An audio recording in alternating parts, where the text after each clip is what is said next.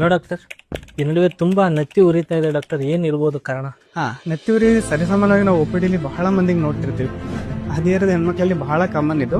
ಈ ನೆತ್ತಿ ಉರಿನ ನಾವು ಮೆಡಿಕಲ್ ಟರ್ಮ್ ಅಲ್ಲಿ ಬರ್ನಿಂಗ್ ವರ್ಟೆಕ್ಸ್ ಸಿಂಡ್ರೋಮ್ ಅಂತ ಕರಿತೀವಿ. ಇದ್ರಲ್ಲಿ ಏನಾಗುತ್ತೆ ಅಂದ್ರೆ ಒಮ್ಮಿಂದೊಮ್ಲೆ ಈ ನೆತ್ತಿಯ ಭಾಗದಲ್ಲಿ ಉರಿ ತರ ಸಿಂಪ್ಟಮ್ ಬರೋದು, ಸುಡ್ತದೆ ಅಂತ ಅನ್ಸ್ತಿರೋದು, ಚುಚ್ಚಿದಂಗೆ ಅನ್ಸೋದು, ಭಾರ ಅನ್ಸಿದಂಗೆ ಅನ್ಸೋದು, ಈ ತರ ಸಿಂಪ್ಟಮ್ಸ್ ಇರುತ್ತೆ. ಕೆಲವೊಬ್ಬರಿಗೆ ಇದು 1 ನಿಮಿಷದಿಂದ ಹಿಡಿದು 24 ಗಂಟೆವರೆಗೂ ಇರ್ತಿರುತ್ತೆ.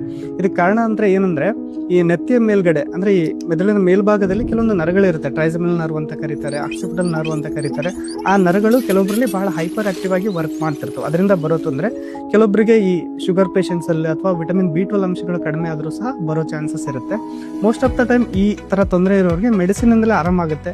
ಕೆಲವೊಬ್ಬರಿಗೆ ಫಿಸಿಯೋಥೆರಪಿ ಅಂತ ಬೇಕಾಗುತ್ತೆ, ಕೆಲವೊಬ್ಬರಿಗೆ ನರ್ವ್ ಬ್ಲಾಕ್ ಇಂಜೆಕ್ಷನ್ಸ್ ಅಂತ ಬೇಕಾಗುತ್ತೆ. ಈ ಸಿಂಪ್ಟಮ್ಸ್ ಏನಾದ್ರು ಇತ್ತು ಅಂತಂದ್ರೆ ನೀವು ಇಮಿಡಿಯೇಟ್ ಆಗಿ ನ್ಯೂರಾಲಜಿಸ್ಟ್ ನ ಕನ್ಸಲ್ಟ್ ಮಾಡೋದ್ರಿಂದ ಅದಕ್ಕೆ ತಕ್ಕಂತೆ ನಾವು ಕಾರಣಗಳನ್ನ ಪತ್ತೆ ಹಚ್ಚಿ ಟ್ರೀಟ್ಮೆಂಟ್ ಅನ್ನು ಕೊಡೋದ್ರಿಂದ ಕಾಯಿಲೆಗಳನ್ನು ಗುಣಪಡಿಸಬಹುದು.